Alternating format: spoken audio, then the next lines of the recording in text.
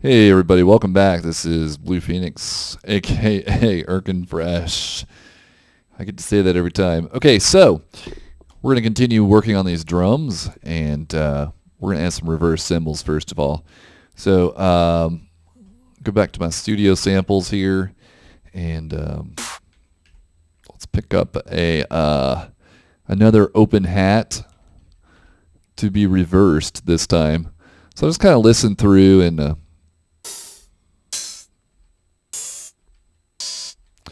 I think the one I chose was 49 for. So I'm going to put that right here and call it Rev OH. So neat little trick here. If you do convert simpler to sampler, then you can press the reverse button, and now it will play in reverse. So let's throw a few of those in here and just see if we can put them in a good place.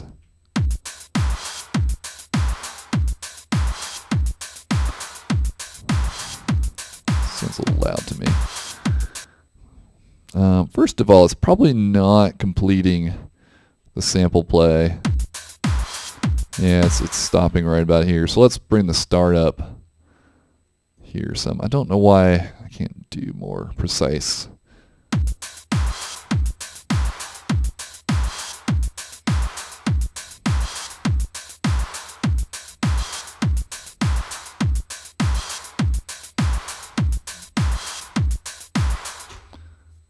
All right, that's not bad.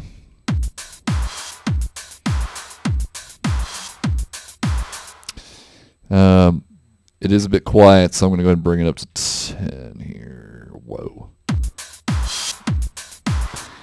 actually want it to be that loud, man.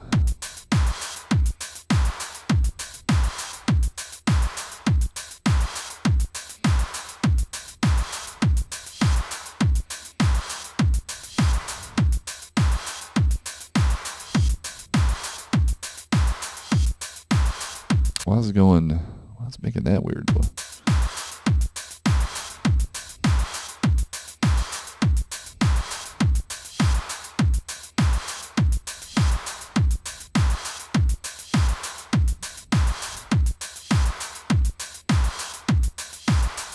All right, that's pretty good. Reverse cymbals can be very tricky. Very tricky. I have a reverse clap as well. I think I just picked the same clap as I did before. If you take this and just control and drop it in, it'll work. Let's see, reverse clap. And turn this backwards. I'm going to turn out the reverb for now.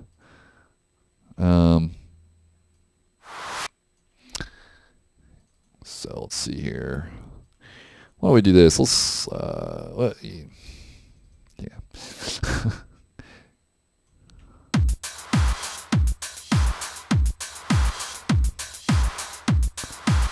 Let's turn this up first.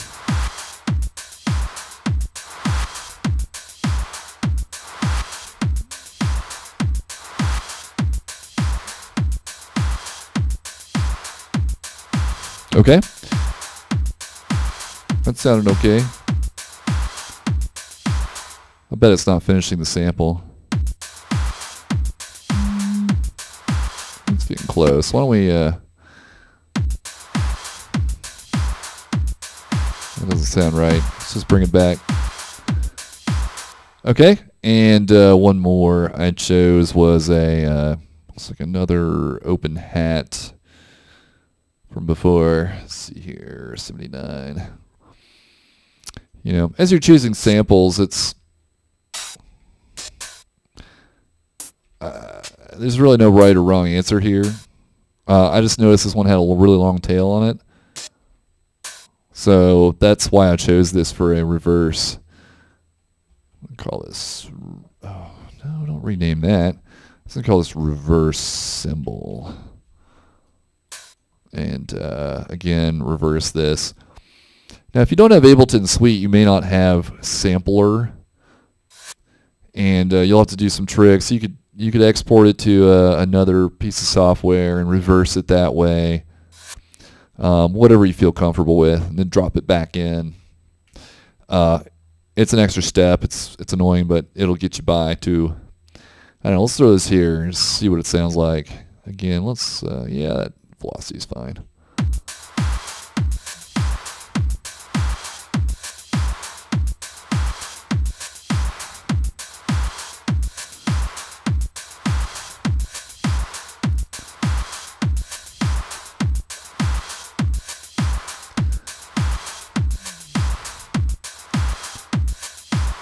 All right, that'll do, I think. So,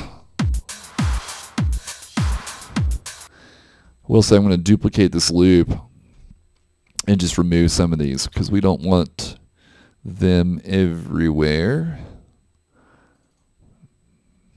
Again, I kind of do it chaotically, you know. I don't sweat over it. Just put some stuff in there, see how it sounds, adjust if necessary.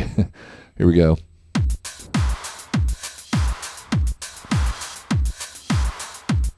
We can kind of maybe throw some extras in there.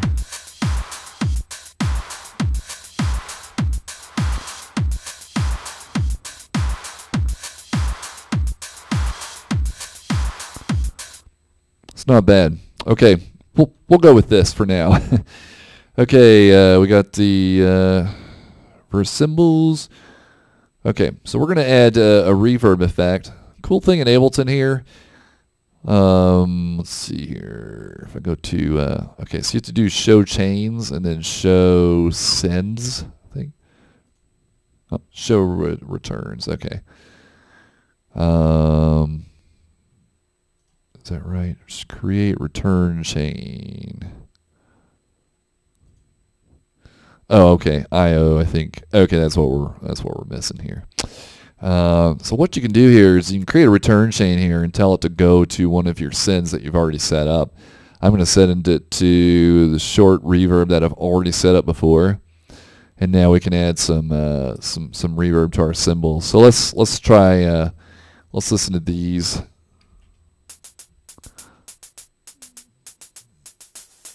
Obviously too much, but let's give a little bit of that.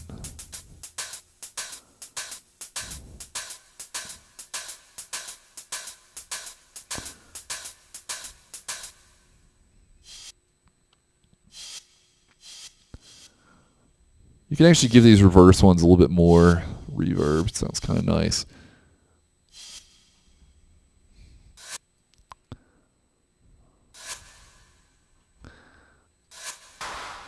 This guy's already got reverb, so we're going to skip.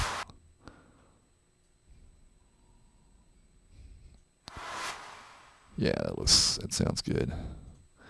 Let's go ahead and just delete this reverb since we're not using it.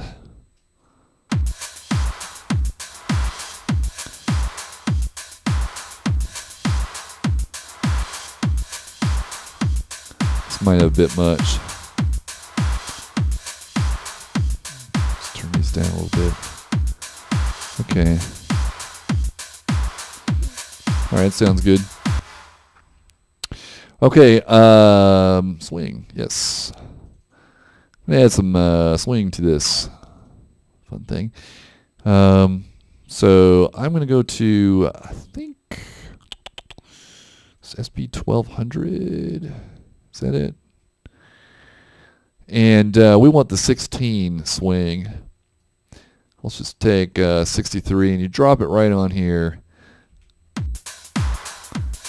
Let's take off the velocity changes. We want to program that ourselves, but that's obviously that's a bit too much. So I'm just gonna, you can grab the slider here, and this is what it was before.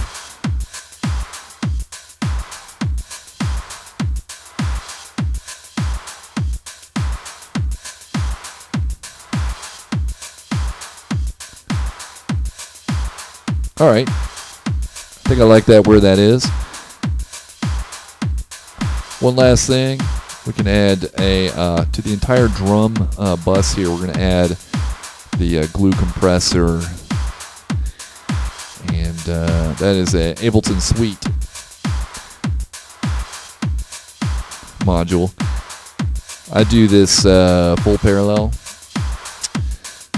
Turn off soft clipping, and this would be full on, but we're not going to do full on. It's crazy. So that's with, without. Not hearing a huge difference.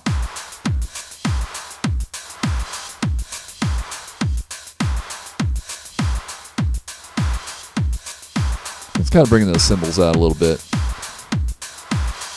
Okay, glue compress. We also need to go back and EQ our drums. So kick, I like to leave the kick where it's at. I don't tend to mess with it too much.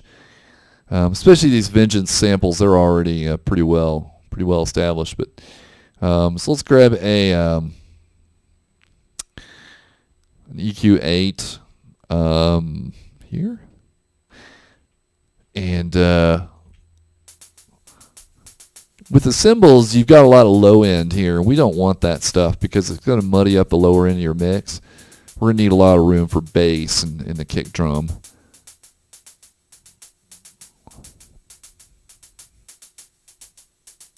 So slide that up until it really starts to sound crummy. And then I'm just going to copy this and drop it on our duplicate here. And it's probably going to sound pretty good on this one too. Paste that in here. Turn the frequency up. Sounds good there. Copy that. Paste. Paste. Let's see. So we actually get kind of that meaty sound down at the lower end. So let's be a little bit less blunt with this one.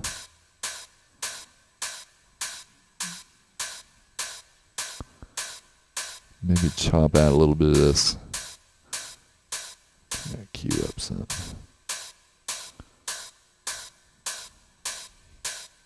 Just be careful not to make it sound too unnatural. You can screw these up fairly quickly.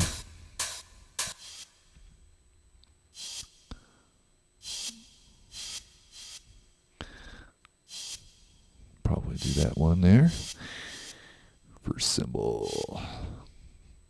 It's a good idea to do this as you go along and not wait till now. That was my mistake. Let's actually be a little bit more there. Okay. Clap. Whoa.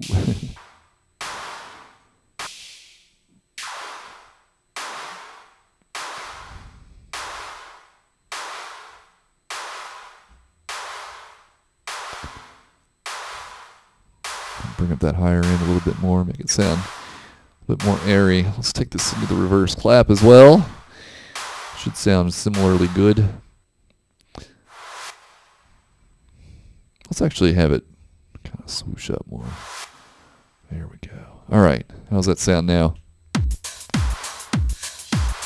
So what we've done is we've removed a lot of that lower frequency that the drums were creating. That's going to keep more room for our bass later on. That's it. That's our drums. It's a pretty basic pattern here. We may vary it up throughout the track, but this is a really good start. This will kind of form the backbone of our track. We can always change it up later. So, okay, so that's really it.